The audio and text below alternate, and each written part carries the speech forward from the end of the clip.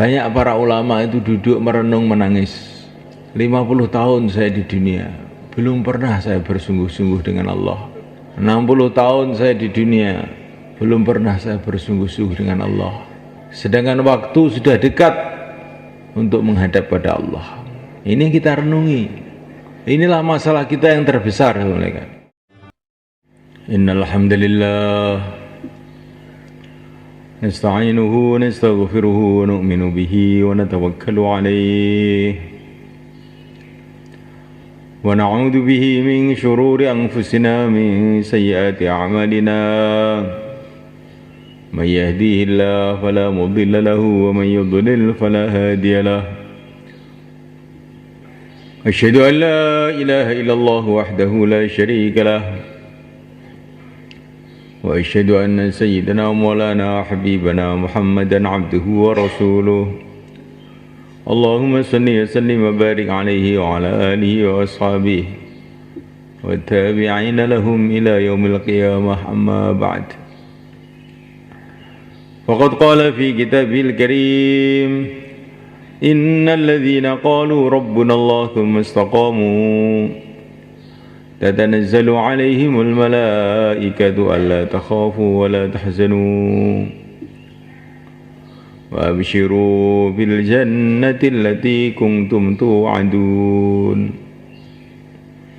نحن أولياؤكم في الحياة الدنيا وفي الآخرة ولكم فيها ما تشتهي أنفسكم ولكم فيها ما تدعون نزلا من غفور رحيم ومن أحسن قولا ممن دعا إلى الله وعمل صالحا وقال إنني من المسلمين ولا تستوي الحسنة ولا السيئة ادفع بالتي هي أحسن فإذا الذي بينك وبينه عداوة كأنه ولي حميم وما يلقاها إلا الذين صبروا وما يلقاها إلا ذو حظ عظيم. Hadirin yang dimuliakan, usaha para nabi, para rasul alaihi wassalam dan pengikut-pengikutnya sampai hari kiamat untuk membawa manusia kepada kemuliaan dunia dan akhirat, kebaikan dunia dan akhirat adalah dimulai dengan perbaikan iman, pelurusan iman.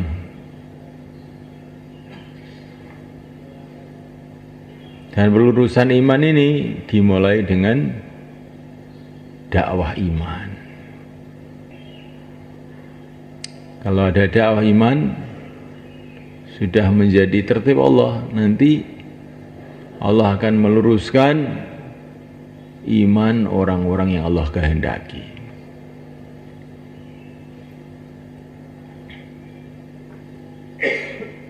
Maka buatlah suasana dakwah iman ini di mana saja kita berada, di masjid, di rumah, di ladang, di pasar, di mana saja kita berada,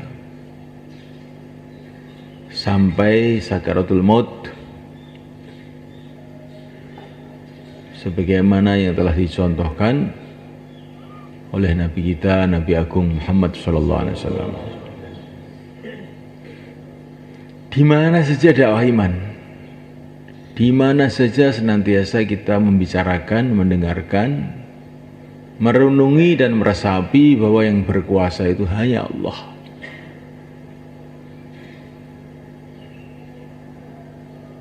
Makhluk tidak berkuasa apa saja. Hanya Allah yang berkuasa. Makhluk itu tidak ada, hanya diadakan oleh Allah. Di mana saja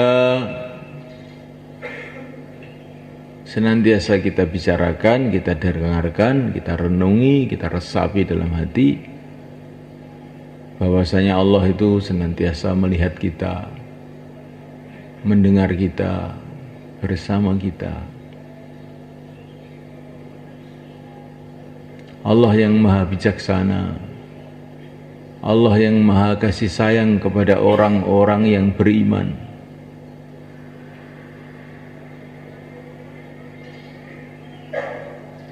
Sehingga kita ini merasa dekat dengan Allah, senantiasa merasa dilihat oleh Allah, didengar oleh Allah. Harapan hanya kepada Allah. Ini langkah pertama sebenarnya. Sekian lama kita hidup di dunia ini, sudahkah kita ini betul-betul merasa dilihat oleh Allah? Sudah sekian lama kita hidup di dunia ini, apakah kita betul-betul harapan kita hanya kepada Allah? Sudah sekian lama kita belajar agama ini, apakah hati kita sudah ada perubahan? Sehingga kalau mendengar asma Allah, hati kita gemetar. Wa idza dzukirallahu wajilat qulubuhum. Bila disebut asma Allah, orang-orang yang memang hatinya itu punya hakikat iman, hatinya akan gemetar. Sudah sekian lama kita hidup di dunia ini, apakah kita ini sudah pernah bersungguh-sungguh berhubungan kepada Allah?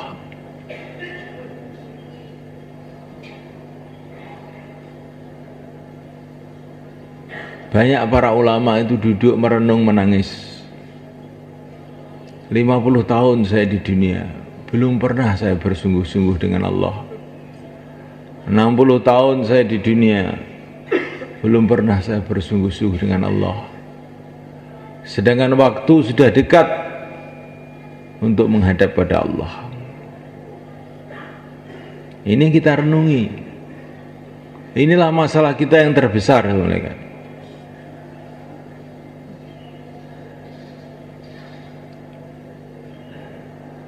Memang kita sudah beramal, tetapi apakah kita sudah bersungguh-sungguh dalam amal? Memang kita sudah sholat, pernahkah kita ini bersungguh-sungguh dalam sholat? Memang kita sudah zikir, pernahkah kita ini bersungguh-sungguh dalam zikir?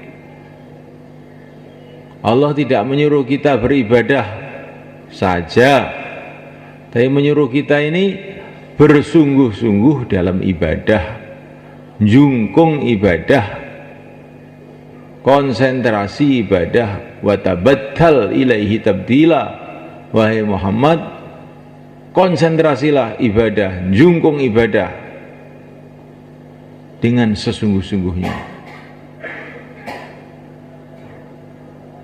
Allah SWT tidak menyuruh kita hanya dakwah, tapi menyuruh kita bersungguh-sungguh dalam dakwah.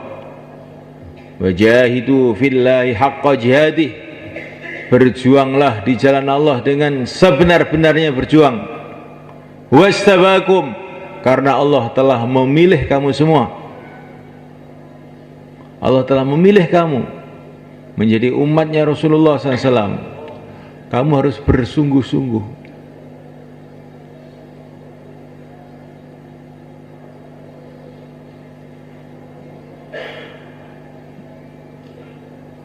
Kita semulaikan Allah Ta'ala bukan hanya diperintah untuk beragama, tapi beragama yang sungguh-sungguh.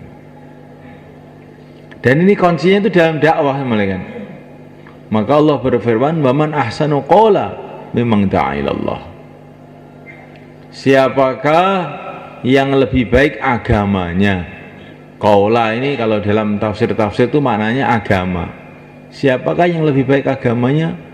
Melebihi orang yang senantiasa mengajak kepada Allah dan beramal soleh. Lebih baik agamanya itu bagaimana maksudnya? Imannya kuat, amalannya sungguh-sungguh. komplit, imannya kuat, amalannya sungguh-sungguh dan komplit, ibadahnya tertib, sungguh-sungguh, dimulai dengan sholat 5 waktu berjamaah, sholat sunnah qobliyah, ba'diyah, isyraq, duha, awabin, tasbih, tahajud, witir. Witir ini penting mulai kan. Kalau menurut Imam Abu Hanifah, witir itu wajib. Jangan sampai orang itu nggak witir, itu jangan sampai. Insyaallah mulai kan.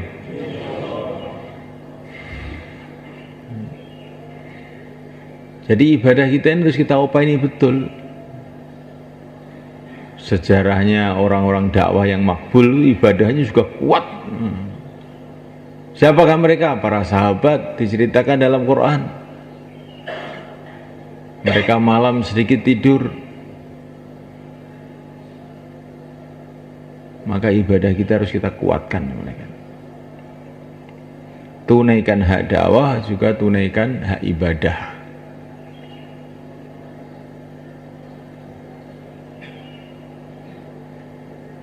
Muadzin karena dia ini pikirnya mengajak orang untuk sholat, maka dia datang duluan.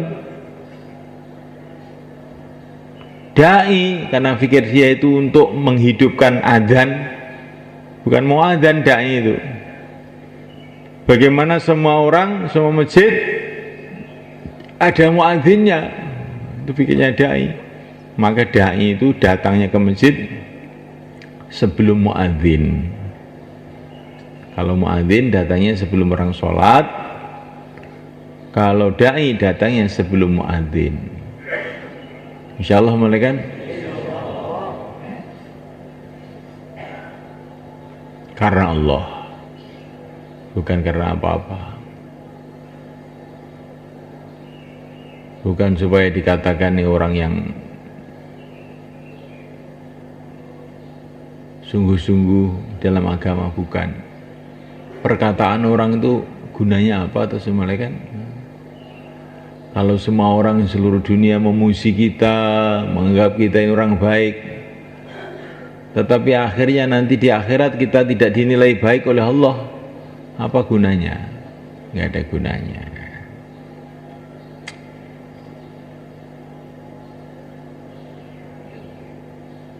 Berbeda antara masyhur dengan makbul.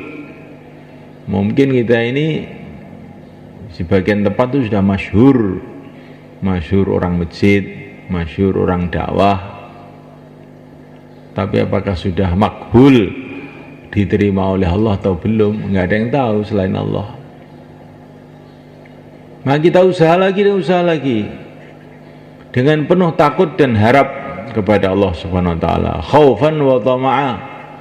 Orang beriman itu sikapnya itu khaufan wa tama'a, senantiasa takut, senantiasa berharap kepada Allah Subhanahu wa taala. Kalau melihat dirinya begitu banyak kesalahannya, begitu banyak dosanya, begitu banyak kekurangannya, maka takut, apa ya pantas saya ini diterima. Tapi kalau melihat rahmat Allah yang maha luas, kasih sayang Allah yang enggak ada batas, maka hati itu dipenuhi dengan harapan.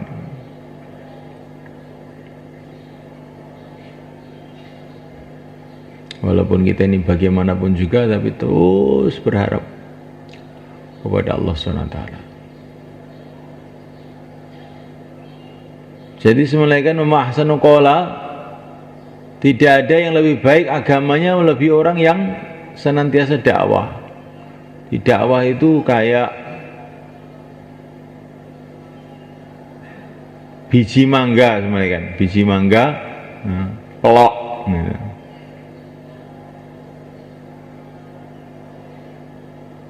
Pelok itu kelihatannya ya pelok, biji mangga. Tapi nanti kalau ditanam dan dipelihara, keluarlah akar-akar, keluarlah pohon, keluarlah daun, keluarlah bunganya, keluarlah buahnya yang manis. Nanti buahnya bisa ditanam lagi sehingga satu pohon jadi 2 pohon. Tanam lagi 3 pohon, 4 pohon, 5 pohon, 1000 pohon. Akhirnya bisa untuk haji, bisa untuk beli rumah, bisa untuk bangun masjid.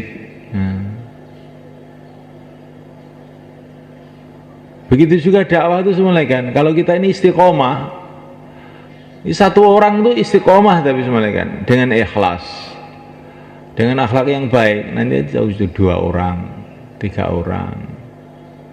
Tahu-tahu keluar polisinya, keluar Pak Lurahnya, tahu-tahu ada kiainya, ada santrinya, ada pegawai negerinya, ada jinnya keluar juga. Ya. Banyak karun-karun jin itu semuanya kan.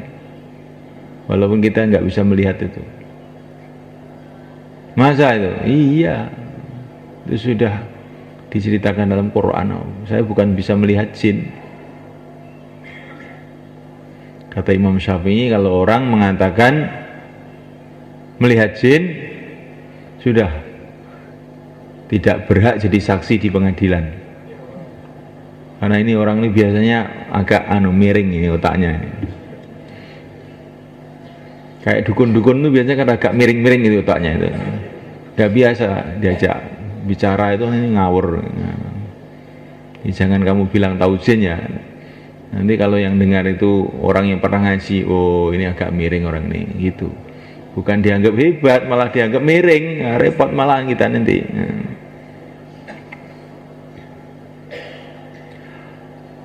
Jadi semulaikan Allah SWT.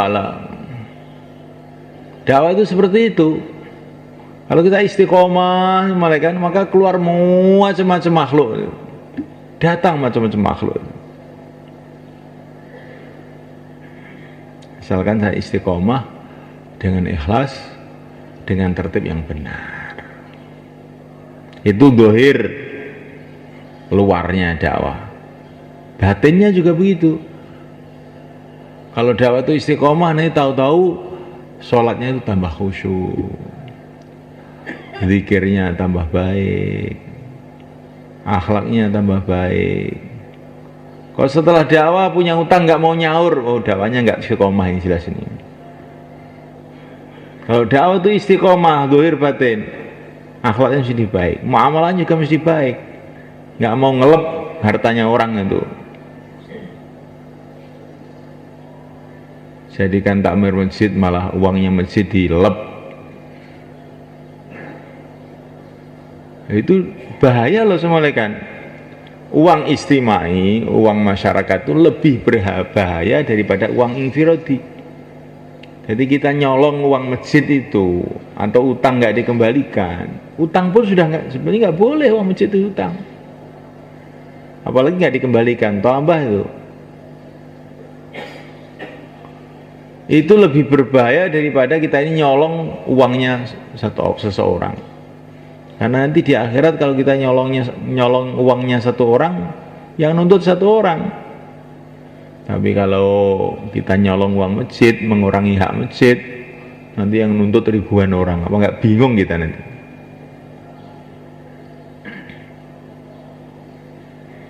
Kenapa saya mengatakan begini ini?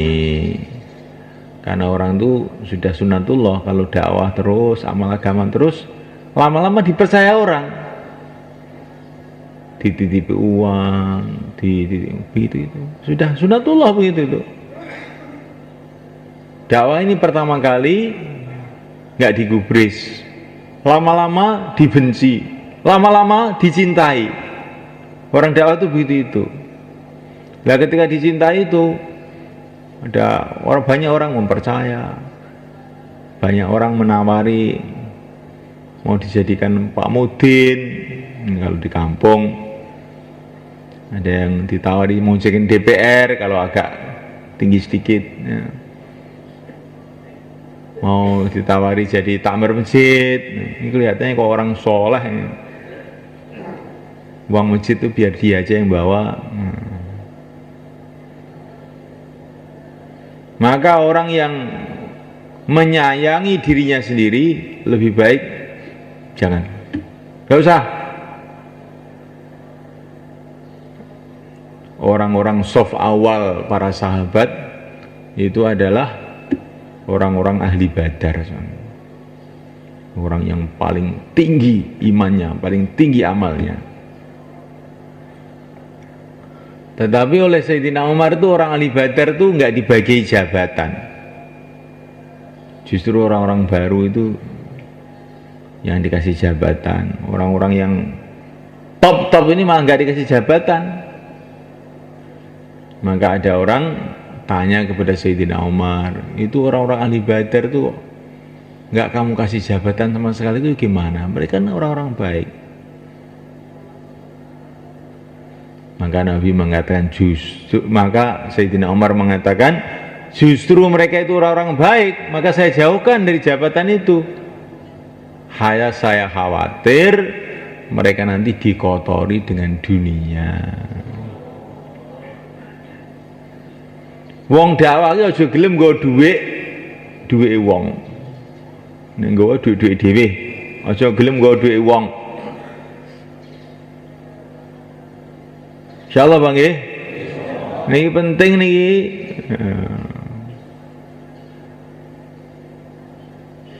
Lan dhuwit istimai, dhuwit umat niku, dhuwit masjid, dhuwit pondok, gitu.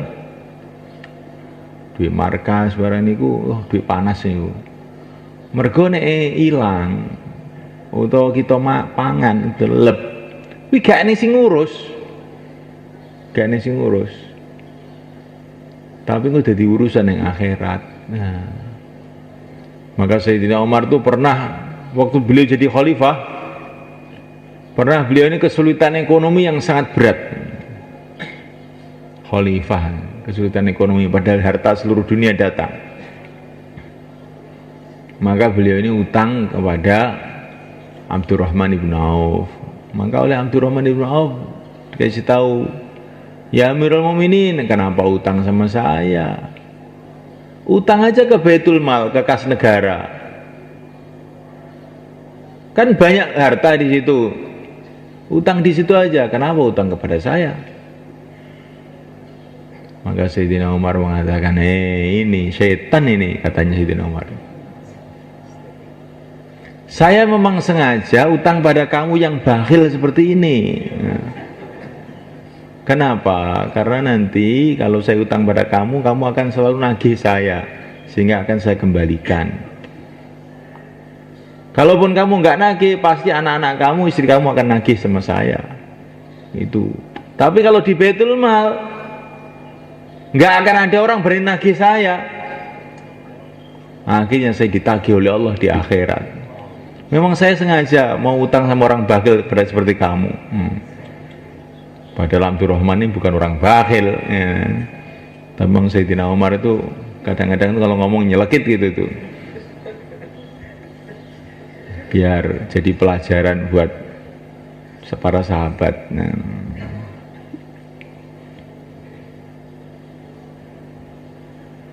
Jadi saya melihat Allah SWT, karena kita ini di dalam dakwah ini kita akan menghadapi macam-macam ujian. Ujian pertama ya kita suruh keluar hidupkan amal makomi, tapi ujian kedua ini kadang-kadang kita diuji oleh Allah kesulitan ekonomi. Padahal Allah itu kuasa untuk memudahkan rezeki kita, itu Allah kuasa. Kenapa Allah menyulitkan rezeki kita? Karena Allah ingin menguji kita. Yang kita tabah. Jangan karena kesulitan ekonomi kita jadi nipu, kita jadi mengurangi hak orang. Abah, sabar. Makan seadanya, sambal korek, kerupuknya separuh saja. Nah. Kalau makan nggak bisa 3 kali ya 2 kali aja. Dulu umumnya para sahabat tuh makan 2 kali, makan 3 kali itu nggak usum. Bahkan Nabi itu suka kalau orang itu makan sekali saja. Sekarang itu yang paling miskin pun 3 kali. Yang katanya utangnya banyak, kesulitan, hidupnya pas-pasan, itu makanya 3 kali. Dan itu sak piring munjung gitu. Tandanya apa? Tandanya bayan subuh ngantuk. Itu tandanya. Ada sahabat, ada seorang istrinya Nabi itu makan 2 kali sehari makan. Maka ditegur oleh Nabi. Kamu nggak ada kerjaan selain makan, katanya Nabi. Makan 2 kali itu loh sudah ditegur sama Nabi. Nggak punya pekerjaan apa? Makan aja.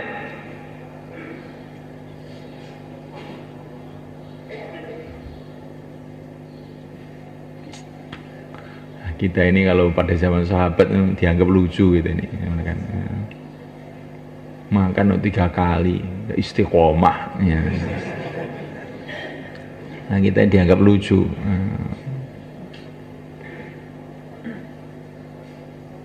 Gak punya pekerjaan selain makan. Sudah makannya banyak masih mengeluh lagi, katanya hidupnya pas-pasan. Mestinya sudah berlebih-lebihan, tapi karena kita ini rakus, perasaan kita ini kurang aja. Kalau kita ini ingin kehidupan yang baik, ikutilah kehidupan orang-orang dulu itu. Jadilah kamu orang yang nerima apa adanya. Takun al-ghanan nas, kamu menjadi orang yang paling kaya. Orang kaya itu apa toh? Orang kaya itu yang orang merasa sudah cukup itu kaya. Kalau masih merasa kurang itu belum kaya. Maka ada orang mau kasih hadiah kepada Syekh Junaid Al-Baghdadi. Maka Syekh Junaid bilang, kamu orang kaya apa orang miskin? Orang kaya. Oh iya, kalau kamu orang kaya saya mau menerima, tapi kalau kamu orang miskin, saya nggak menerima. Sekarang saya tanya, kamu masih ingin tambahan uang atau tidak? Masih. Oh, kamu itu orang miskin berarti. Lah kalau saya itu sudah tidak ingin tambahan, no. Masa orang miskin kasih orang kaya? Nggak usah, kamu pakai sendiri aja.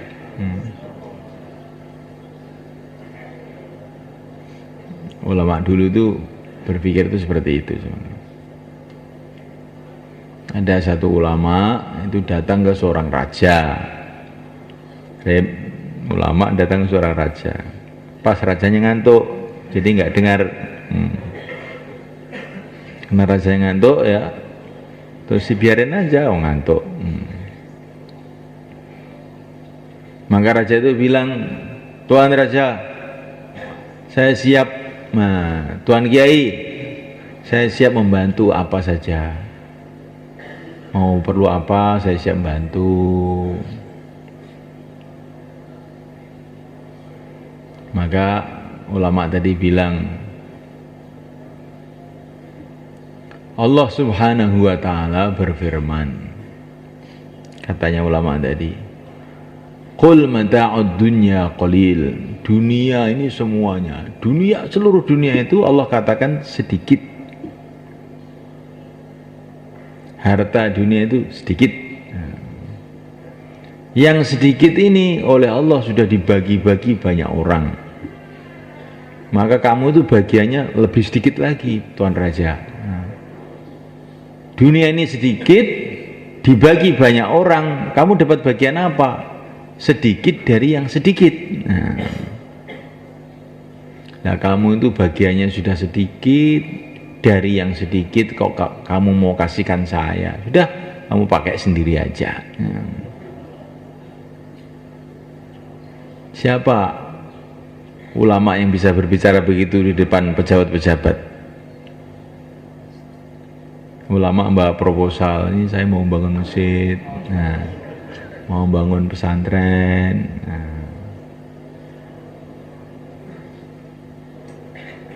Akhirnya orang-orang dunia itu salah paham, oh ternyata orang agama itu perlu sama saya.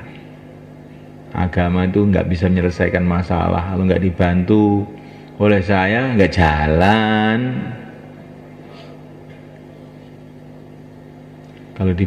Kalau saya bantu jalan, kalau nggak saya bantu tidak jalan. Akhirnya orang dunia itu tambah jauh dari agama.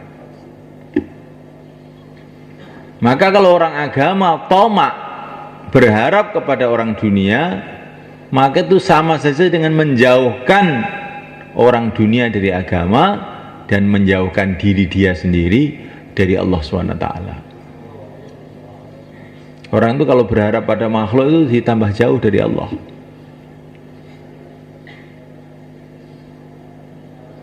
Maka janganlah kita ini tomak berharap kepada bantuan orang dunia. Kalau minta, mintalah kepada Allah, mohonlah kepada Allah, nangis kepada Allah. Man lazimal istighfar ja'alallahu lahu min kulli hammin faraja. Barang siapa yang terus-terusan istighfar, Allah akan menghilangkan kesusahannya. Barang siapa membaca surat Waqiah, maka Allah akan hilangkan rasa kefakirannya itu.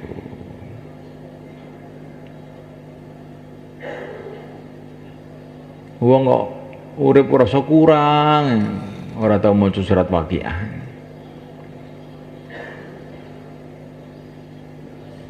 Baca insyaallah ya, malam insyaallah ya. Ini ekonomi kita ini. Ekonominya ekonomi ghaib, supaya hati itu tidak tomak kepada makhluk, tidak tomak ke sana, tidak tomak ke sini, tidak berharap ke sana, tidak berharap ke sini. Rizki kita ini sudah ditulis oleh Allah. Untuk apa tomak? Untuk apa kita ini minta tambahan? Rizki sudah ditulis oleh Allah. Tapi masalah kita ini bukan masalah itu sebetulnya. Ini loh masalah hati, ingin ini ingin itu loh masalahnya di situ itu. Maka surat Waqiah itu untuk menghilangkan ini rasa kemiskinan, rasa kefakiran, rasa tidak cukup,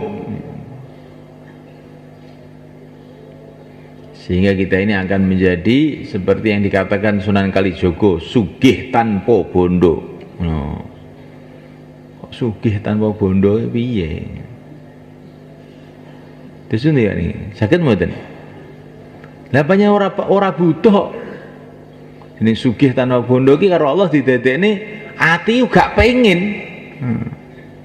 Ene monggo mobil, alah aku ora pengen aku. Ene wong mangan sate aku gak pengen, aku seneng tewel aku. Ene ngomahe apik, gak seneng omah ngono kuwi. Aku seneng omah pring anyep. Jadi sugih tanpa bondo. Nek sugih nganggo bondo niku lim suliyong mak niku. Wong kafir, raja Firaun, Qarun, Haman niku sugih nganggo bondo. Nek wong iman iki iso sugih tanpa bondo. Lho.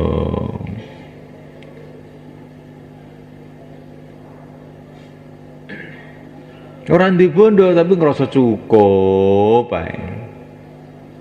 Di bondo ya ora apa-apa. Gak di bondo ya orang ngerasa kurang. Lah nyapa? Omahe gubuk kan ning swarga ya wis di omah lho. Nyapa to bingung ya. Walaupun nang donya ora ndek jabatan, sedhi lungkot sedhi raja ning swarga. Nyapa kowe ingah-ingih. Wong iman ngoten niku. Akhire atine niku tenang. Nek sampean mboten purun tenang, aku kudu duwe ngene, kowe tiwas sengsara atimu lan rezekimu ora bakal tambah. Rezekimu ditulis oleh Allah, gak bakal tambah. Tibah kowe nelongso ngenes. Ya. Berarti ngenes wae. Tapi nek wong duwe keyakinan rezeki terus karo Allah. Omahku swarga. Dudu nang kene iki. Urip sak eneng-eneng ngene wis ayem mawon, tenang mawon. Baturmu bodho tuku mobil kowe kok gledekan loro itu Kang. Malah penak ngene iki. Iso mlebu teko ndi-ndi. Lah baturmu wis gledekan loro kok kowe mancal, ya malah sehat. Kancamu udah mancal kok melaku, ya iki si paling apik ya melaku iki, olahraga terus. Jadi wong niku urip niku diguyu mawon, mboten usah susah, mboten usah susah. Tapi nek amalan kurang kuwi lho susah. Nek dhuwit kurang gak apa-apa. Wong niku urip kaya Kanjeng Nabi ngono lho, Pak. Mantuk teng dalem, tangga teng istrine, ning sarapan itu nonton. Ya tak poso nek no. Nah, penak ta. Penak mawon mboten usah repot-repot. Kanjeng Nabi badhe dahar. Mboten dalem mboten lawuh blas. Lawuhe namung cokak sing kuwecut niku. Oh, cokak apik, nek amal idam. Cokak iki sak apik-apike lawuh dawuh Kanjeng Nabi. Lang kuwecute kaya ana sak apik-apike lawuh. Nah, nggih. Wong nek wis karo Allah diparingi ridho, wis lawuh apa enak. Tapi nek diparingi gak nrimo, wis to. Gak ono sate ya, kotot ngene. Kayak sate jarine kotot. Kayak tewel. Wis. Pokoke ngomel akhirnya niku walhasil niku ngomel terus.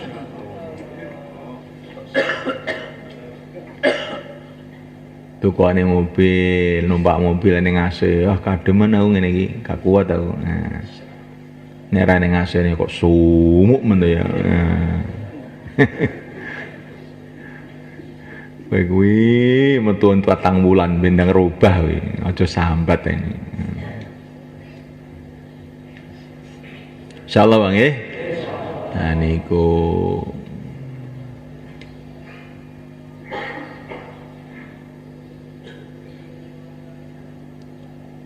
kita oleh Allah kan diuji macam-macam ujian. Para sahabat itu diuji iman.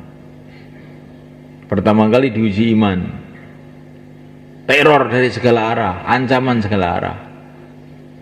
Mereka senantiasa tawajuh kepada Allah. Hasbunallah. Akhirnya lulus. Sehingga teror-teror itu selesai satu persatu. Diuji ekonomi sampai kelaparan, nggak makan. 3 hari kadang-kadang nggak makan. Mereka lulus. Tidak goncang, istiqomah. Lalu selesai ujian, Allah datangkan rezeki yang mudah dari segala arah. Wa wajadaka 'ailan fa aghna. Kamu dulu kesulitan, sekarang saya mudahkan itu. Diuji dengan masyarakat. Orang menjauh. Para sahabat istiqomah. Akhirnya orang-orang yang menjauh tahu-tahu mendekat, mencintai semuanya. Makanya kuncinya itu sabar. Insyaallah malaikat. Allah akan menolong orang-orang yang sabar. Yang sabar itu pahit. Tapi semelaikan kalau kita sabar, tabah. Sabar itu bagaimana?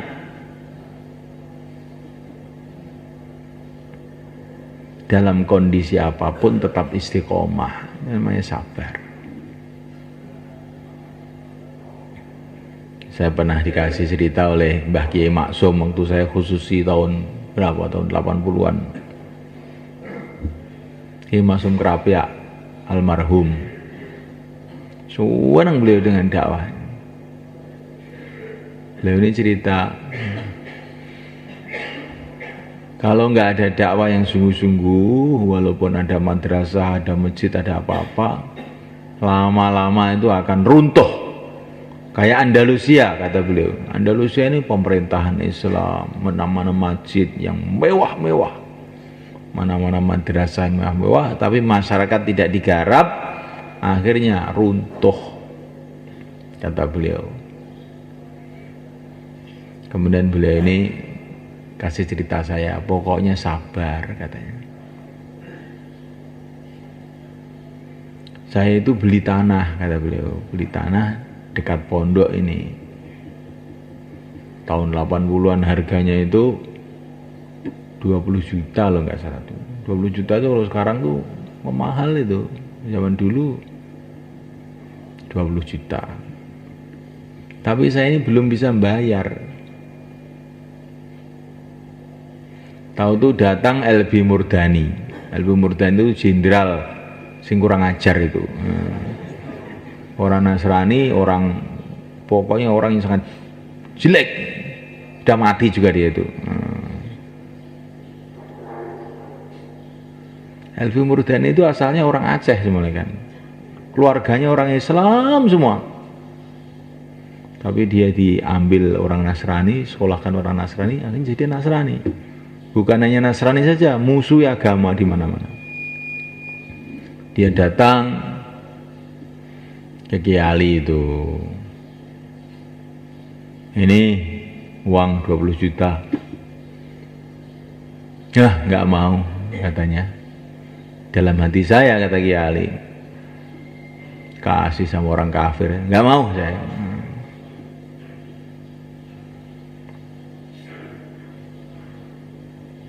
Loh, kiai mana-mana saya kasih mau loh Kiai. Kok kenapa Pak Kiai nggak mau? Oh, itu kan kiai besar, katanya beliau. Imannya sudah kuat, kalau saya imannya belum kuat, nggak mau, katanya.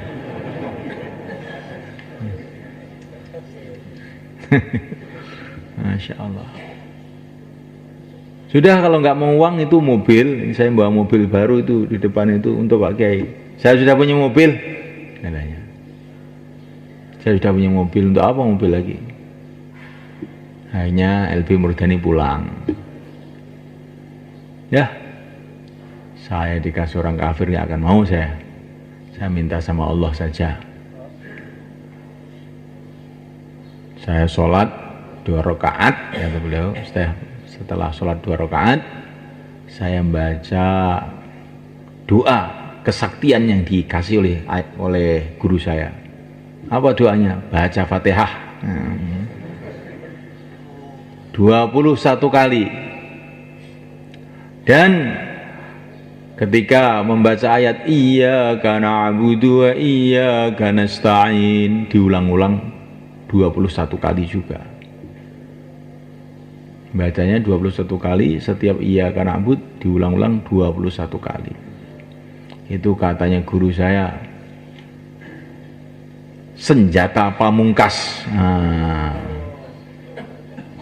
Dadal kabeh.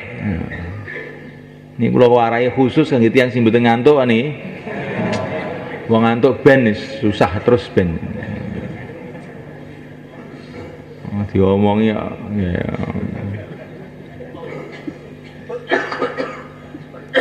Katanya Kiai Ali ini baca beberapa hari begitu, sholat 2 rakaat, baca surat Fatihah 21 kali, iyyaka na'budu 21 kali, tiap satu baca. Tiba-tiba beberapa hari kemudian ada pengusaha orang Yogya sana, pengusaha muslim yang orangnya orang baik, sudah meninggal juga ini orangnya ini, namanya Mujib Thohir, sudah meninggal juga. Maka habis sholat itu datang, Yai katanya mau beli tanah Yai. Iya. Sudah dibayar belum? Belum.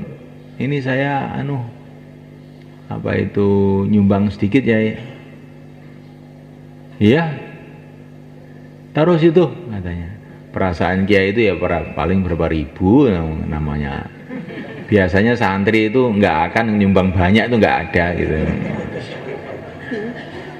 Biasanya nyumbang itu kletek gitu. Santri.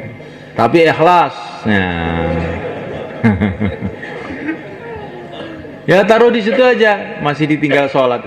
Taruh situ aja. Taruh di mana? Taruh di meja situ loh. Saya masih sholat ini. Nah. Ternyata yang ditaruh itu bukan amplop, yang taruh itu koper. Nah. Maka kiai habis sholat kok mujab ini kok ninggal koper ini sini. Nah. Dibuka pas 20 juta. Nah. Untuk beli tanah. Itu cerita kiai loh, tadi nggak usah terus kamu nanti saya baca itu 20 juta. Allah akan menolong tuh, caranya tuh banyak. Allah menolong itu, Allah tuh menolong caranya banyak. Itu tahun 80 saya khususi ke sana, Pak Kiai itu bilang, pokoknya sabar mawon Gus, jadi ini pun toh mengira ditulung oleh Gusti Allah. Niki sabar iki kadang-kadang nafsu kita niku mboten ngoten niku. Wah, ini mumpung ning wong wae walaupun untuk haram-haram sithik gak apa-apa. Ngoten niku. Nafsu kita kadang ngoten niku. Engko tak tolak nang terus gane sing wae. Waduh. Tambah repot rugi ya. Niki setan niki gitu. Rizkimu ditulis. Nek kowe iki sabar, engko sing teko iki halal. Tapi nek kowe gak sabar, sing teko mungkin kadang halal, kadang haram, kadang syubhat.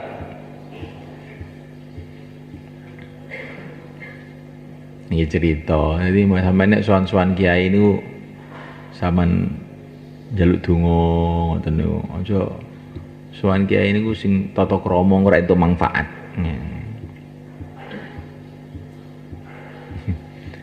Beberapa tahun yang lalu saya khususi ke satu kiai di Kediri sana.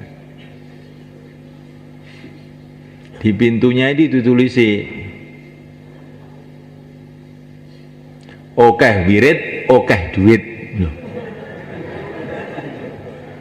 Saya itu heran, itu kiai ini gimana sih kok ini? Maka saya tanya, ini tulisannya kok begini, gimana tuh kiai?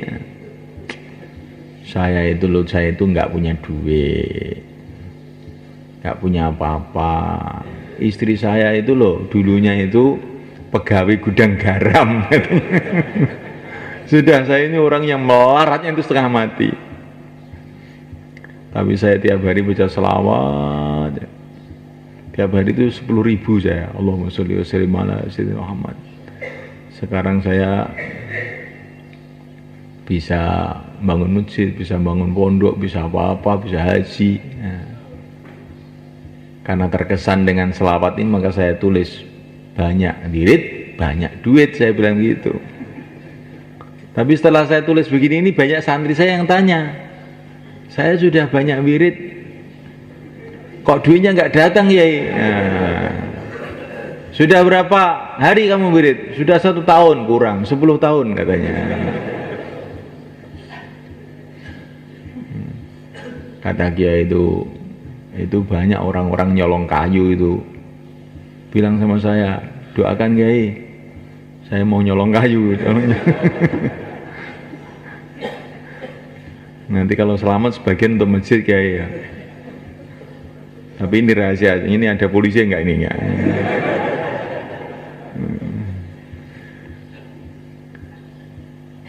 Saya bacakan selawat aja. Itu nyolong kayu itu nggak ketahuan katanya. Masya Allah. Lah ini kalau jamaah keluar itu dibacakan oleh Pak Kiai itu selawat begitu itu selamat semua, itu banyak taskilan nanti saya bilang gitu. Kok selawatnya untuk nyolong kayu ini gimana? La haula wala quwwata illa billah. Tapi ringkasnya itu di sini ini pelajaran. Orang itu kalau memang ingin berhubungan kepada Allah sungguh-sungguh, Allah itu kasih pengalaman. Tapi selagi orang itu pikirannya itu menghubungkan dengan makhluk saja, ya nanti nggak pernah punya pengalaman hubungan kepada Allah.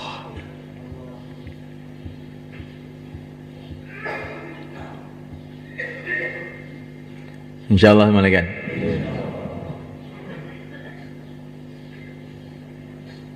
Cuma kita ini sabar malaikat. Dakwah terus menerus dengan perbaikan ibadah, perbaikan muamalah, perbaikan akhlak. Kita juga memperbaiki keilmuan kita juga.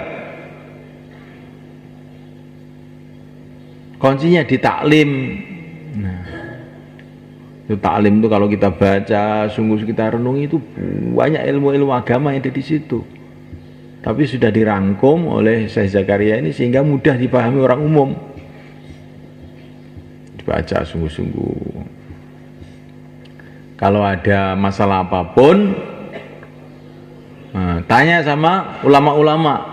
Ini halal apa haram? Saya itu dagang begini ini halal apa haram? Riba atau bukan? Saya kawin seperti ini benar apa tidak? Nah, saya bertani seperti ini pupuknya utang bank itu ya benar atau tidak? Kita harus rujuk kan. Sebagaimana kalau kita sakit itu rujuk, pergi ke dokter, obatnya apa? Begitu juga kita ini dalam kehidupan kita ini harus dekat dengan para ulama untuk supaya tahu ini halal apa haram, boleh atau tidak. Harus kan.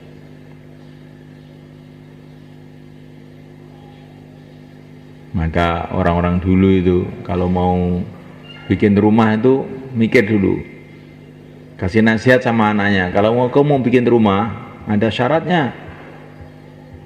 Pertama kali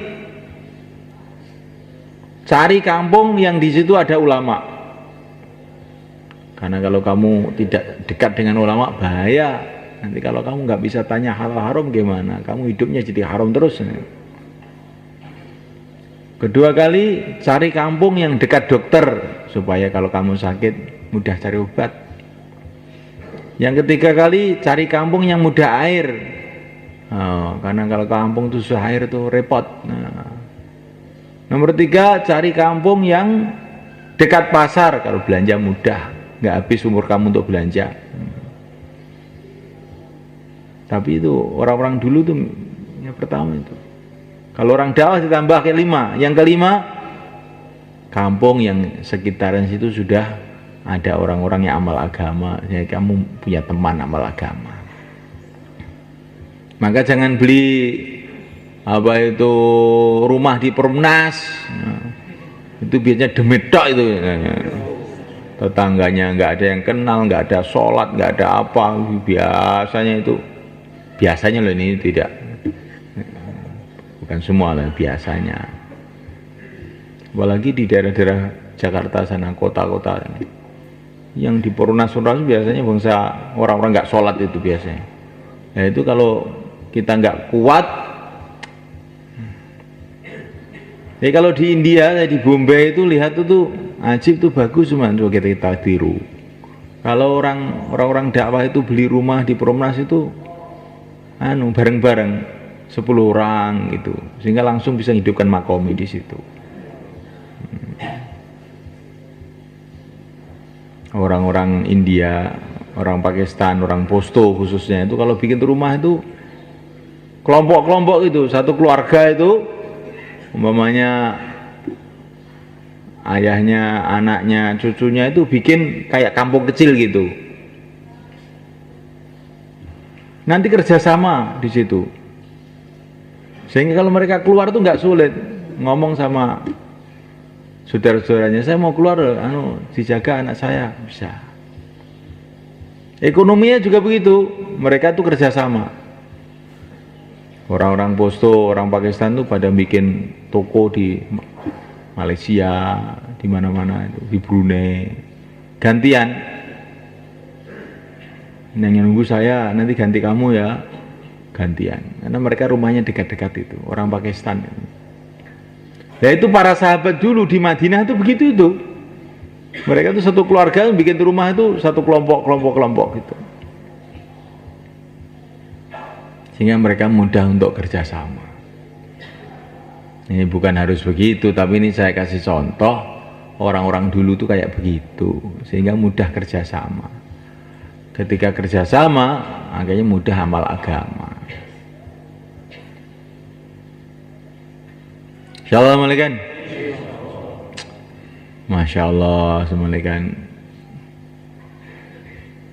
Yang penting kita tidak tahu masih berapa hari lagi kita di dunia ini, maka kita niatkan dari majlis kita ini kita menata amal kita lagi. Dimulai daripada dakwah kita. Kalau dakwah kita ini tertata, insya Allah amalan-amalan yang lain akan mudah tertata. Karena ini kuncinya. Maka kita kumpul halakohnya masing-masing. Kemudian langkah pertama, kapan 2,5 jam kita, jauhlah pertama kita, jauhlah kedua kita, 3 hari kita, 40 hari kita. Dan kapan 4 bulan kita, yang belum 4 bulan. Insya Allah mulai kan? Yang sudah 4 bulan, coba ditingkatkan. Sekarang saya niat tiap hari 8 jam, atau setiap bulan 10 hari, atau setiap tahun 4 bulan, sepertiga hidup. Insya Allah mulai kan? Ini kelas 2 ini. Kelas pertama itu 2,5 jam, 3 hari, 40 hari, 4 bulan.